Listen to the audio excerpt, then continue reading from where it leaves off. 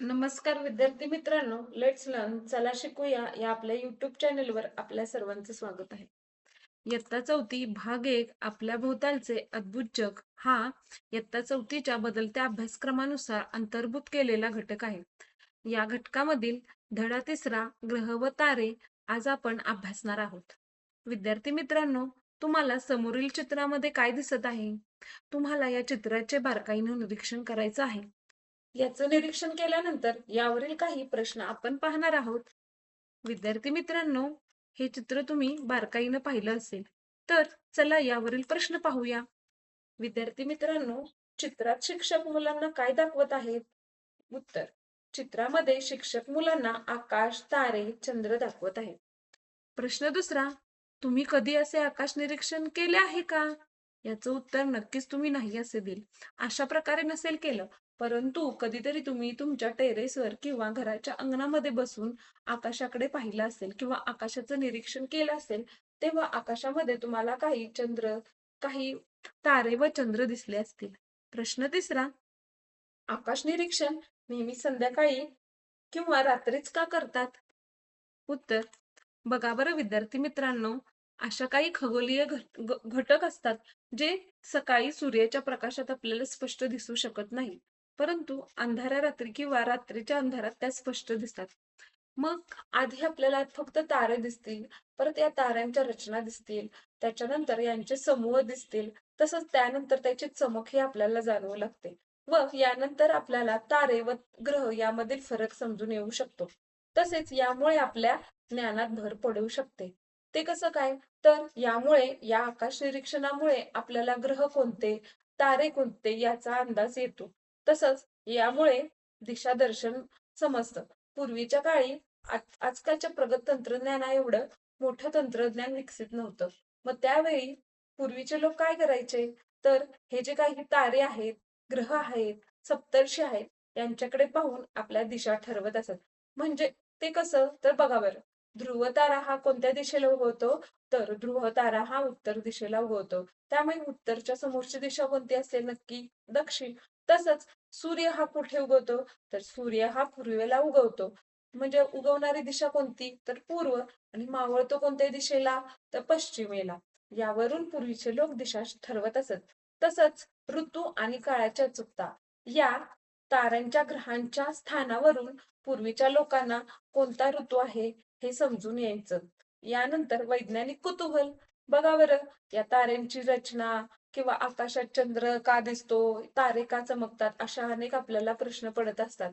या प्रश्नांचं उत्तर आपल्याला या निरीक्षणामुळे समजू शकतं. तसंच मानसिक शांतता.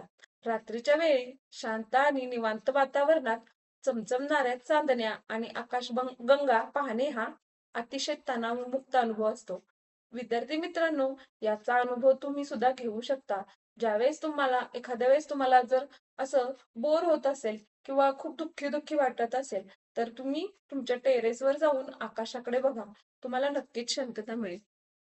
विद्यार्थी मित्रांनो, यानंतर पुढचा प्रश्न पाहूया. चित्रातील शिक्षक आणि विद्यार्थी कोठे उभे आहेत?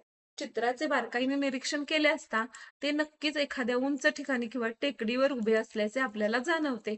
पुढचा प्रश्न: रात्री आकाशाचा रंग कोणता दिसतो? तर रात्री आकाशाचा रंग काळा किंवा गडद निळा दिसतो. विद्यार्थी मित्रांनो, आता समजून घेऊया. आपण मगाशी काही संज्ञा वापरल्या किंवा काही शब्द उच्चारलं, जसं की तारे, ग्रह. मग नक्की तारे म्हणजे काय व ग्रह म्हणजे काय हे आपल्याला समजून घ्यायचे आहे. विद्यार्थी मित्रांनो, आकाशात जे चमचमणाऱ्या चांदण्या असतात त्यांना आपण तारे म्हणतो. ग्रह ग्रह म्हणजे ज्या चांदण्यांना चमचमत नाहीत किंवा ज्या चांदण्यांना स्वतःचा प्रकाश नसतो त्यांना ग्रह म्हणतात. ताऱ्यांना स्वतःचा प्रकाश असतो. सूर्य हा देखील एक तारा आहे बरं का. आणि आपली पृथ्वी ना एक ग्रह आहे. तसंच जो आपल्याला चांदोमामा दिसतो किंवा चंद्र दिसतो हा आपल्या पृथ्वीभोवती फिरणारा एक पृथ्वीचा उपग्रह आहे. आणि बरं का विद्यार्थी मित्रांनो, चंद्राला स्वतःचा प्रकाश नसतो. हा प्रकाश तो सूर्यापासून घेत असतो किंवा सूर्याचा प्रकाश चंद्रावर पडल्यामुळे चंद्र चमकत असतो. यानंतर आपण एक चित्र पाहूया. या चित्राचे बारकाईने निरीक्षण केले असता आपल्याला सूर्याभोवती पृथ्वी फिरत आहे व पृथ्वीभोवती चंद्र फिरत आहे. पृथ्वी ही सूर्याभोवती लंबवर्तुळाकार फिरताना आपल्याला दिसत आहे. समजून घेऊया. पृथ्वी हा विद्यार्थी मित्रांनो काय असतं बघा, पृथ्वी हा काय आहे? ग्रह आहे आणि तो कोणाभोवती फिरतो? तर सूर्याभोवती फिरतो. आता तुम्ही म्हणाल हा एकटाच ग्रह आहे का? तर असं नाही बर का. तर या पृथ्वी बरोबर आणखी 7 ग्रह आहेत जे पृथ्वीभोवती सूर्याभोवती फिरत असतात. आणि फक्त हे ग्रहच नाही तर अशा प्रकारे अनेक छोटे मोठे ग्रहगोल आहेत जे सूर्याभोवती फिरत असतात. पण सूर्याभोवती फिरताना ते या ग्रहांभोवती फिरत असतात. या 8 ग्रहांभोवती फिरत असतात. म्हणूनच त्यांना उपग्रह म्हटलं जातं. ग्रहाभोवती अशा विशिष्ट ग्रहगोलांना जे की ग्रहांभोवती फिरतात, त्यांना उपग्रह असे म्हटले जाते. विद्यार्थी मित्रांनो, तुम्हाला वाटेल आपली एकटीच सूर्यमाला अवकाशात आहे, तर असं नाही बरं का. अशा अनेक सूर्यमाला आहेत, म्हणजे असे अनेक सूर्य आहेत आणि असे अनेक पृथ्व्या आहेत आणि असे अनेक अ, मंगळ आहेत, असे अनेक शुक्र, शनी अशा प्रकारचे ग्रह आहेत, की आणि अशा ग्रहांपासून तयार झालेल्या अनेक सूर्यमाला अवकाशामध्ये आहेत. विद्यार्थी मित्रांनो, या हे जे चित्र आहे, ह्यामध्ये एक गमतीदार खेळ आहे. तो काय खेळ आहे ते आपण समजून घेऊया. बघा बरं, शिक्षक वर्गात आले आणि म्हणाले, "मुलांनो, आपण एक गमतीदार खेळ खेळूया." शिक्षक मुलांना घेऊन क्रीडांगणावर गेले. तेथे 8 लंबवर्तुळाकार बनवलेली होती. चित्रात दाखवल्याप्रमाणे राजेशला मधोमध उभे राहायला सांगितले व तो सूर्य आहे असे सर्वांना सांगितले. त्याच्या भोवती 8 मुलांना बुध, शुक्र, पृथ्वी, मंगळ, गुरु, शनी, युरेनस व नेपच्यून अशा पद्धतीने 8 वेगवेगळ्या लंबवर्तुळाकार रांगेत उभे राहायला गोलामध्ये उभे राहायला सांगितले. प्रत्येकाला स्वतःभोवती गिरकी घेत राजेश भोवती फिरायला सांगितले. विद्यार्थी मित्रांनो, पाहूया आपण.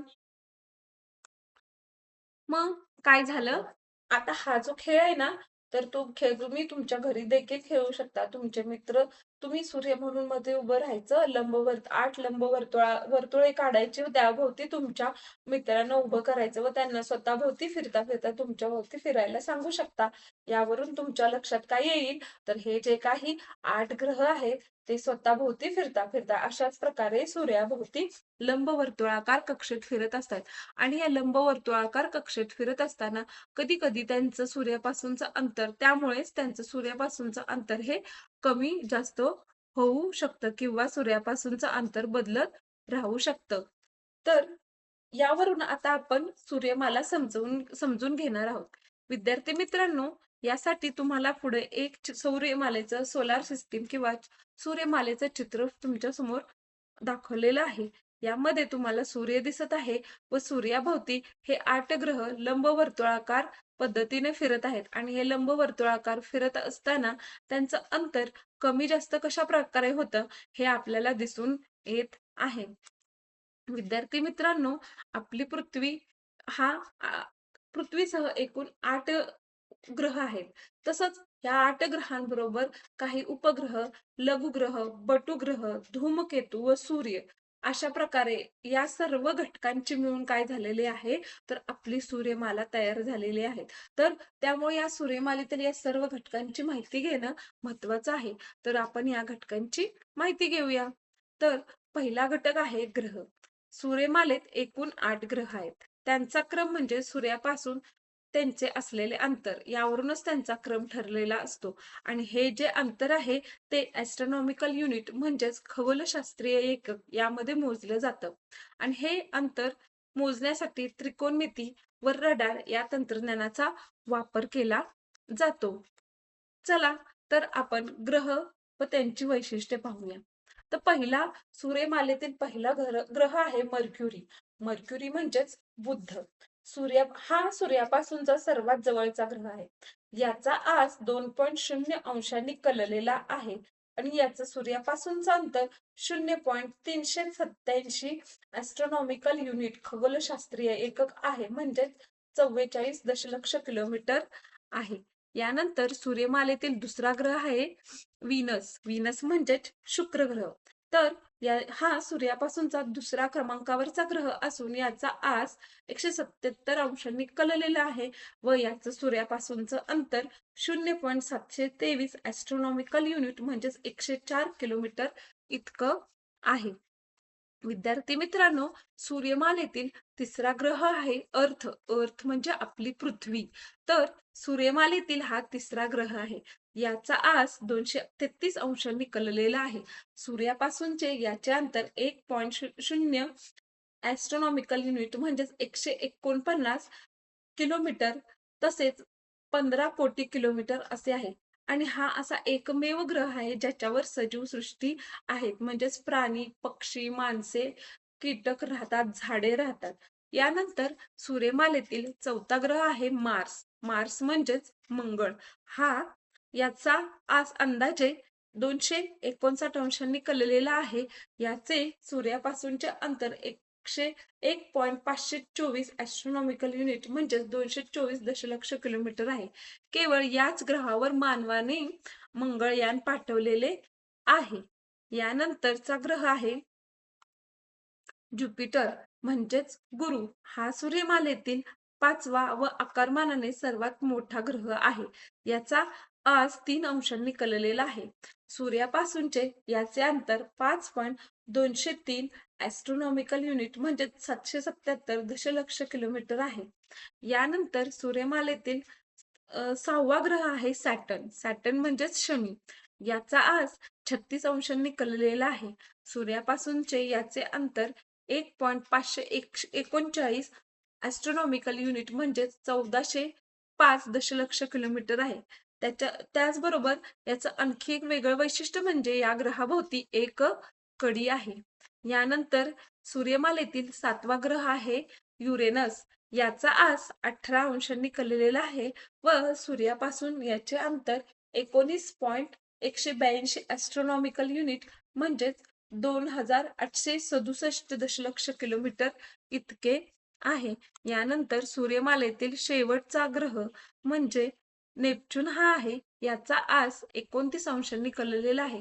सूर्यापासून याचे अंतर 30.058 ॲस्ट्रॉनॉमिकल युनिट म्हणजेच 44,850 दशलक्ष किलोमीटर इतका आहे.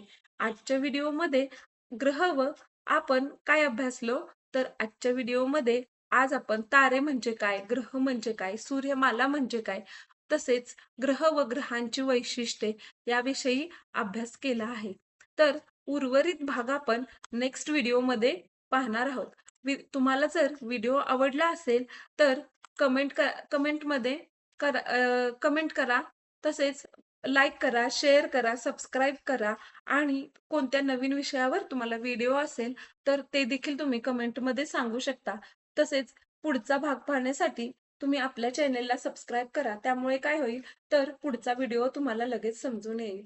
आणि या आपल्या पाठाच्या शेवटी ज्यावेळेस आपला हा पाठ संपेल त्यावेळी आपण यावरचे स्कॉलरशिपमध्ये किंवा स्पर्धा परीक्षेमध्ये येणारे वन लाइनर पण बघणार आहोत. तसंच याचा स्वाध्याय देखील आपण बघणार आहोत. त्यामुळे आपला व्हिडिओ लाईक करा, शेअर करा, सबस्क्राईब करा. तोपर्यंत सर्वांना गुड बाय, टेक केअर.